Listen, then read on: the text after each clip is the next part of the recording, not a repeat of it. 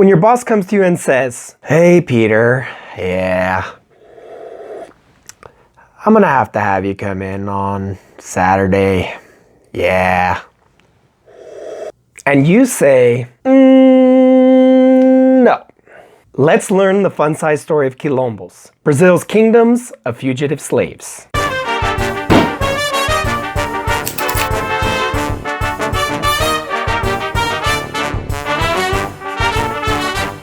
Both thy bondsman and thy bondsmaid, which thou shalt have, shall be of the heathen that you have round about you. Leviticus 25:44. Thus spake the Lord, and thus spake the good book. In other words, slavery, the forced unpaid labor, the bondage of humans, has been around since the dawn of time. You know, when some people decide they need to develop their economy, and their entrepreneurial spirit gives them this very bright idea. Eureka! I can make so much money if I just don't pay my workers. Out here in the Western Hemisphere, this is all too familiar. Almost every country on this side of the earth originated with an economic system based on indigenous or African chattel slavery. Now, when humans are subjugated in this way, is the response, "Cool, yeah, I guess I'll just get to work then"? Hell no! As ancient as the institution of slavery is the resistance, in many different forms, against slavery. This, my friends of the Americas, is something way less familiar. All throughout our youthful school years, nary a mention of Nat Turner, Denmark Vesey, Cinque of the Amistad, the Haitian Revolution, etc. All slave revolts, all successful to their own degree. To delve deeper into the centuries of freedom struggle, we turn now to the country of Brazil, a land fertilized for ages by the bones of slaves. You see, for much of its history, it was cheaper to work a slave to death in a Brazilian plantation and buy a new one, rather than maintain the lives of those who were owned. Now, Brazil was largely settled on the coast, with vast tracts of inhospitable and unexplored land in the interior. This hinterland was the perfect territory into which slaves could escape and live freely. Here, as in other parts of the Americas, they eked out an existence by joining groups of natives or forming their own societies. These were called Mocambos, and in later centuries, Quilombos. Desculpa, minha pronúncia no português é muito ruim. The most successful of these was a place in today's state of Pernambuco known as Palmares.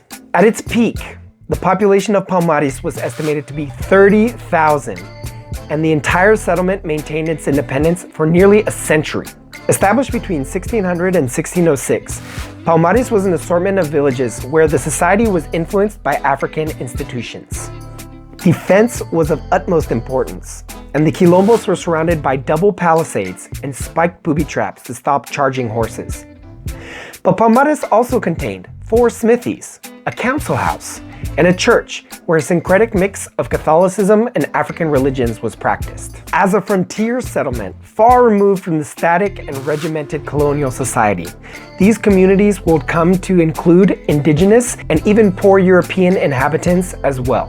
Our historical sources tend to be Dutch and Portuguese, written by the perpetrators of nearly annual attacks, the notorious Capitães do Mato, or Captains of the Bush, sent by colonial authorities and wealthy planters who feared that the very existence of Palmares would put ideas in their slaves' heads. These expeditions were often met with completely deserted villages, as the slaves planted spies in towns to warn them of an offensive so that they could clear out ahead of an attack.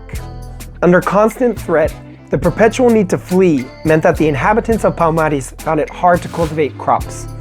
Instead, they would lead raids against the coasts to gather supplies, or, amazingly, negotiate to trade their labor to slave owners in exchange for pay or other goods, oftentimes weapons. Many poor slave owners were all too happy to pay wages in return for not having to feed and clothe their workers. Palmares even negotiated a peace treaty with Pernambuco state in 1678, keeping their freedom if they relocated closer to the coast, where they could be monitored.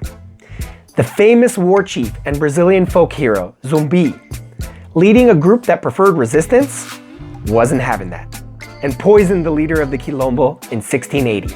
Zumbi led Palmares in a state of war against the colonial government for the next 15 years, until a force of 6,000 soldiers was sent to destroy the Quilombo once and for all. Zumbi escaped and continued his guerrilla war against the Portuguese until he was betrayed by a fellow runaway and killed by soldiers in 1695. Today, the date of his death is an official holiday celebrated in several Brazilian states. Ultimately, we come to the core question of these fun-sized few minutes. Why were no slave revolts in the Americas ever successful? Now you see that the very question demonstrates a failing of our education system and a fundamental misunderstanding of resistance. Violent rebellion was only one way to assert one's freedom, while returning to Africa was simply not feasible, and likely not desired by many of the former slaves. Yet in the Quilombos, the former slaves lived life on their own terms, sold their labor freely, and even negotiated treaties with colonial governments. Not too shabby. Moreover, the entire power structure of the Americas collaborated to maintain slavery in place, and an island of freedom cannot withstand a barrage of tsunamis from the surrounding ocean of brutality forever, as we saw in Palmares. In the case of Haiti, which actually won its independence from its colonial overlord and threw off the shackles of slavery in 1804, several Western powers colluded to impose such a fierce economic embargo on the slaves who had dared challenge the colonial system that within decades, Haiti was forced to pay reparations to France in exchange for loosening sanctions. The absolute shit end of the stick, to be sure. But a story for another day. Remember, history isn't just kings and dates and every little word you read in that textbook. It's a story of you and me, just in different circumstances. One big soap opera, and we should learn it that way. Also, subscribe, follow me on Instagram, join the conversation on Reddit, and consider becoming a patron at patreon.com. Bye!